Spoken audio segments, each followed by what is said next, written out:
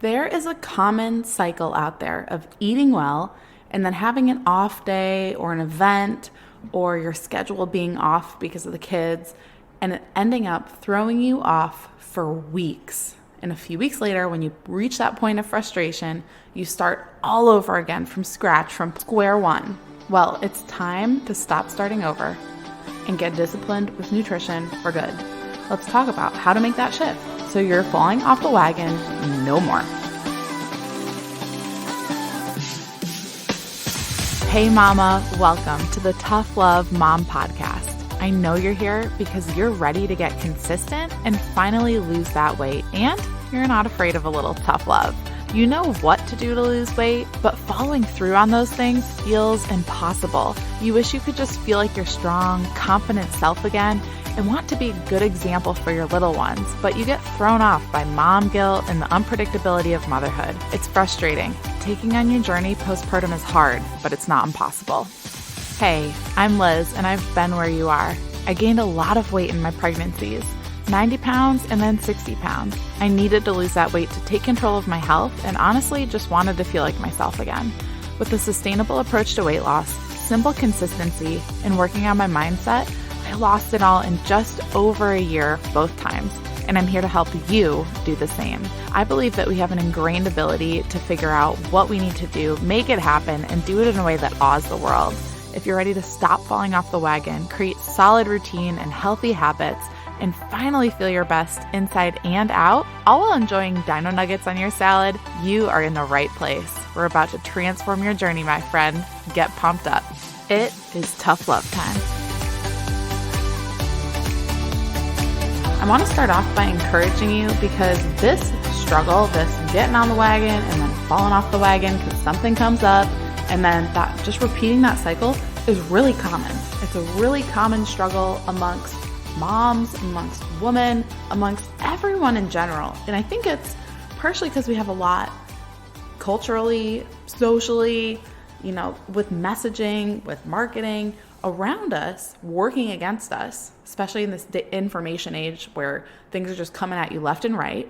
Very normal. We have very overwhelmed lives where we have stuff going on 24/7. So it's hard to make that time and space to get intentional.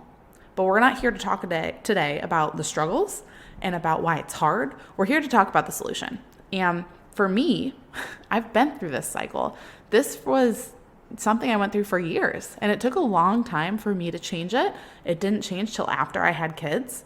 But as I look back, I can see the instrumental factors that did help me change this cycle, that did help me stop this stopping and starting when it came to my nutrition. So let's talk about what those three major factors were. The first one was education, self-education around nutrition. You do not have to be a registered dietitian who went to school for 4 years and has all the background knowledge to understand the basics of food and nutrition, or even to start looking into it. The amount of free resources and books and educators and experts out there that are giving you free information and free education is insane. You cannot tell me that you don't know how or where to find simple, basic nutrition, how to get started on education. And I'm actually going to give you a few topics to look into to start. If you're like totally at the baseline of I really don't know anything about eating healthy, this is a great place to start, is to just start self-educating yourself around nutrition. Again, so many free resources out there, blogs, recipe ideas that you can start playing around with. It's 2022. Do some self-education around food, around fueling your body. This for me was the very first step in getting off of that start and stop nutrition roller coaster. And honestly, this is what I started with when I started my health journey. Once volleyball ended in college, I had an extra year where I was doing grad school. And that's really when I got into health on my own, because I didn't have coaches and trainers telling me what to do and where to be and what to eat. I was on my own. And I don't share this part of my story a lot because it was so long ago. But when volleyball ended, I gained a lot of weight really fast because I wasn't working out. I was just eating whatever because I could for decades. And I gained weight over Christmas break really fast. And I was like, well, this does not feel good. I do not feel like myself. I feel sluggish. I feel unhealthy. There's no way in this body feeling this way I can take on full-time student teaching and a full 15 hours. I think it was like 15 or 18 hours of grad school work in the spring. It was insane. I was like, I can't do that. So I decided that I was going to rein in my nutrition. I was going to get active. I was doing Pinterest workouts, and I just started finding fun recipes to make and trying different things. And then I started reading blog articles about this and that. And when I got into triathlons later that year, I decided to start learning about fueling before workouts and after workouts and during workouts, because that was important in triathlon training. And that was really the first. This education step is, I think, overlooked a lot because the everyday mom doesn't see herself as an expert in nutrition, and we're not. There's people out there that study that and can educate you, but that doesn't mean you can't glean information from them and learn from them so you can be educated for yourself. We go into birth, we go into our weddings, we go into parenthood wanting to be educated and resourced. So why don't we do that with our food? For real, get educated. Learning what was best to fuel my body, again, before workouts, after, during the day, at meals, when I became pregnant, when I was pregnant, how to eat best when I was breastfeeding, how much to eat. These are all things that along the way I educated myself on, because I am really, at the end of the day, the only person who cares about my health. I mean, I shouldn't say it that way, but I care about my health more than anyone else because it's my body I'm living in. And I would hope you would feel the same way. You are living in your body. You're responsible for the choices you make and the education you decide to take on with it. And if you after listening to this, decide to stay ignorant to all of that, go ahead. But now this is it's an essential step. If you haven't taken the time to do this, probably because you just overlooked it, you didn't know, and that's okay. But from here on out, don't choose to be ignorant. Choose to go get some education, look up some free resources. Again, a few things that are great places to start, because I want to equip you in this episode. I want to tell you where to look for, like where to look and what to look for. Google is a great resource, believe me. There's tons of amazing registered dietitians out there that have blogs.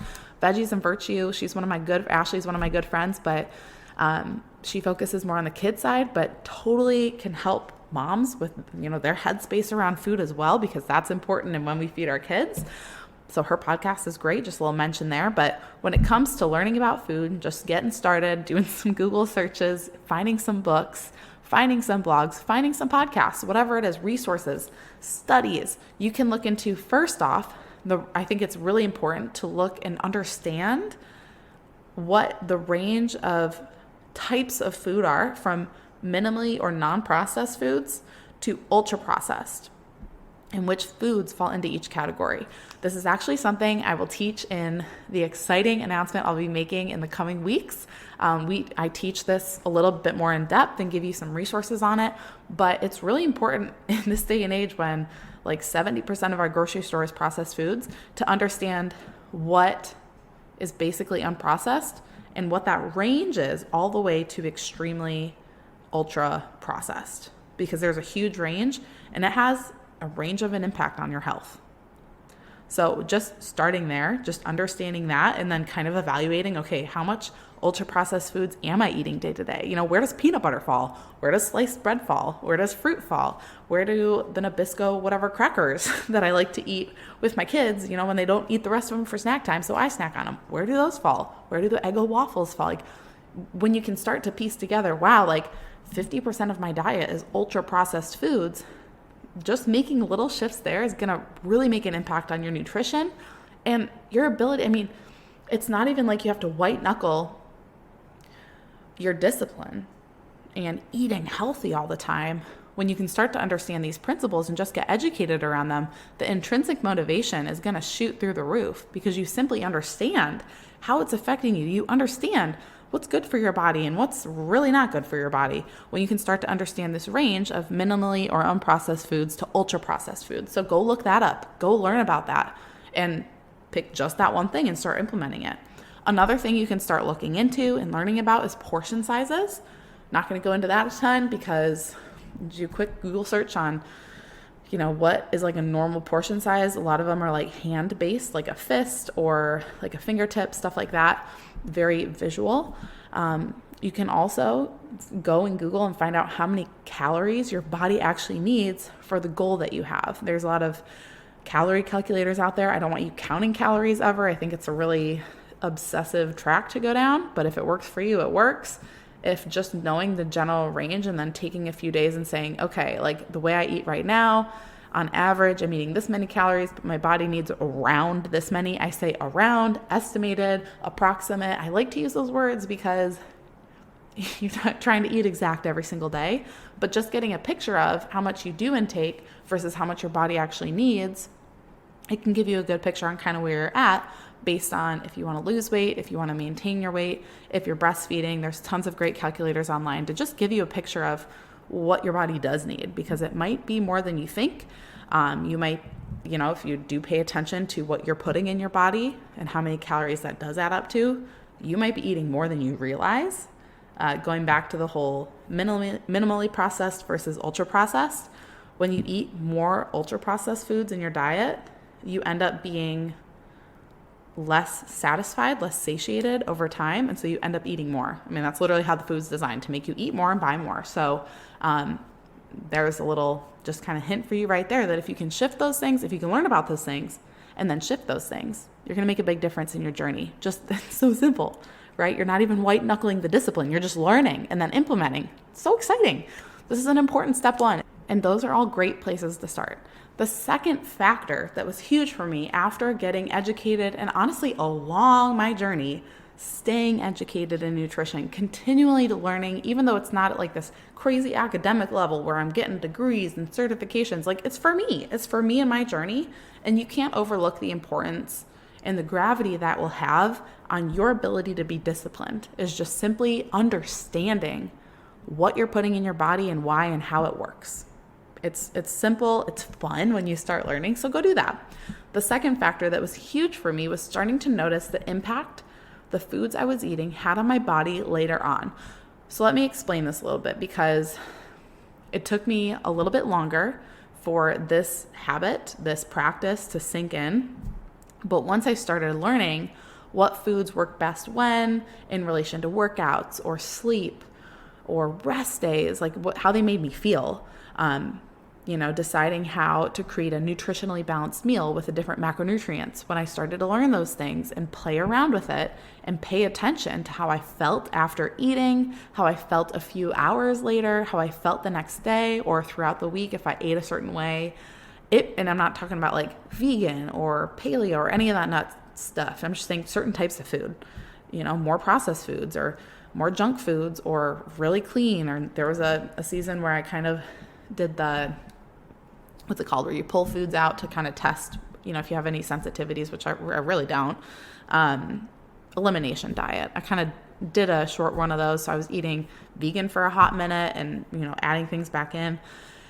Not that you need to do that. I was kind of in an obsessive phase when I did that, just being honest. But it really helped me, not that specifically, but just paying attention to how foods, I still do this to this day, how foods make me feel later on after eating will take your feeling of, I need to white knuckle discipline this, I need to eat healthy, I need to do this. It'll start to shift it into this intrinsic motivation. Again, that keeps coming up because I don't think discipline needs to come from this place of effort. I think discipline can truly come from a place of, and like it can be innate. It can come from this innate place that you are working out of ease. I really don't think we were designed to have to try to be disciplined and make these tough efforts and tough decisions all the time. Are there tough decisions? Sometimes, yes. But at the end of the day, when you can put this into place and you can educate yourself, start realizing how it's making your body feel. Right after, a few hours later, the next day, you're going to start being able to stay disciplined from a much easier place than I think you've ever been. So when you're looking at that box of tempting Oreos or the bag of tortilla chips before your kids go to bed or after your kids go to bed, and you start remembering, oh, I did that a few nights ago, and when I woke up in the morning, I felt more swollen, I felt sluggish, I didn't feel like getting up with my kids because I was still really tired. When you start realizing, oh, that like connection between the two, you just won't want them. Instead of saying, no, I can't have them because I'm trying to eat healthy, you're going to go, I did not feel great after I ate those the way I want to eat them right now, so I'm just not going to because I don't want to feel that way again. Doesn't that feel different? Doesn't that just sound so much different? And it truly can come from that place when you start really being aware of how you feel physically after eating certain things. And that can go for eating really well too. How are you feeling? Are you more energized? We normalize this whole, I'm a mom, I need to rely on caffeine, and I'm tired all the time, and I'm stressed and anxious and all this stuff. And I'm not saying that food is the only answer, but food is a huge answer.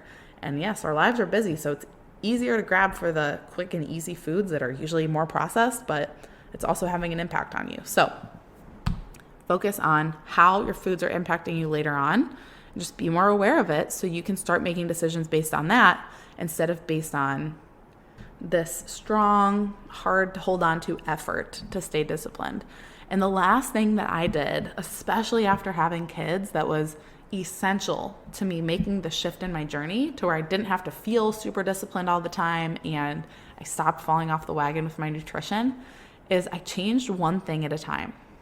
And I know you hear me say this all the time, and the announcement that's coming, it's all around this. It's all around focusing on one thing at a time so you can actually make sustainable change, including with your nutrition.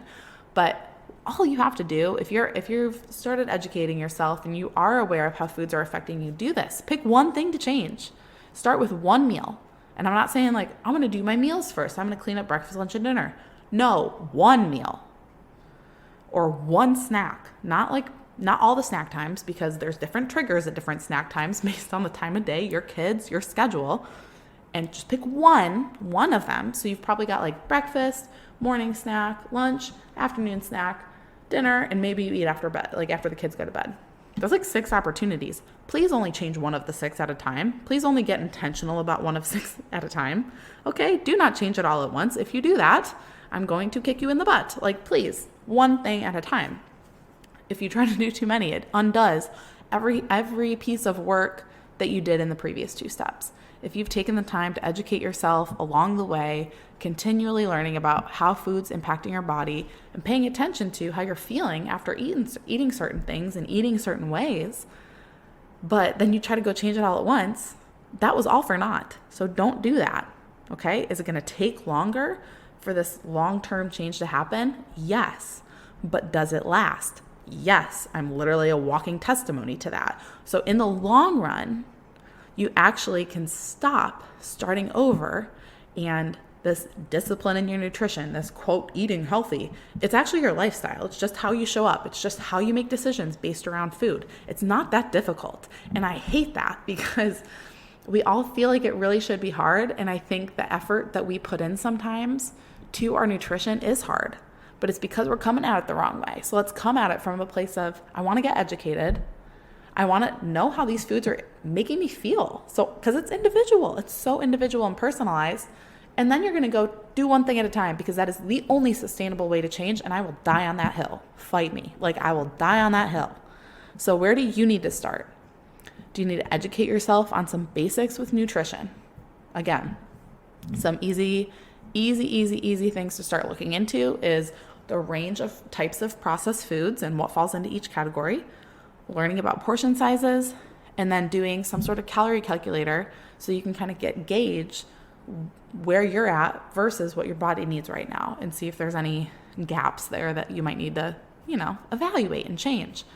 The second thing, do you need to start noticing the impact what you're eating has on you? Start just noticing how it's making you feel, because when you can identify that, your intrinsic motivation to eat healthier is going to shoot through the roof. Or do you just need a simple starting point with your nutrition? Do you need that? I have so many resources over on the blog at thetoughlovemom.com on all of this, on all different types of starting points. I've got a ton of resources on each step of this. There's some experts we've had on the podcast when it comes to nutrition, and all of those can help in each of these areas, each of them, okay? So go check it out. Again, thetoughlovemom.com/blog. That's where all of it is. You can search the website. You can check out whatever you need. But I just want to encourage you. Yes, this cycle that we can fall into super easily is, yes, super common. But it does not have to be normal. And it does not at all have to be the way you live until the day you die. Come on. Come on. You got more than half your life to live. Let's, God willing, right? Let's get this fixed up. Let's take our time doing it. Might it take 3, 6, 12 months? Probably.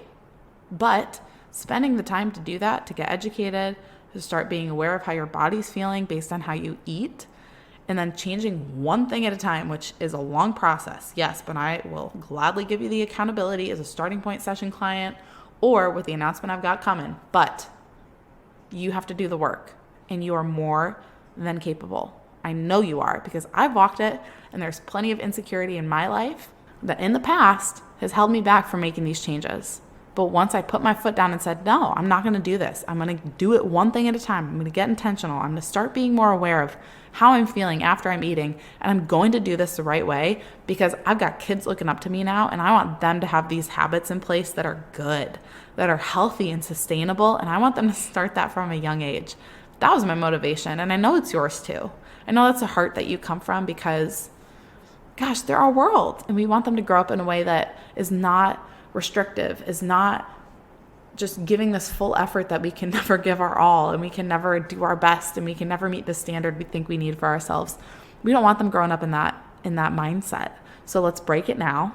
Let's do it the right way, the sustainable way, and get after it. Before you go, thank you for spending this time with me on the Tough Love Mom podcast. If this episode encouraged you in any way, the number one way you can thank me is to leave a review letting me know how this show has impacted you. Then send this episode to another mom friend, or take a screenshot, post it on social media, and tag me so I can personally thank you for helping me on this journey to impact thousands of moms. I'm so grateful to be on this journey with you, sister. Until next time, get after it.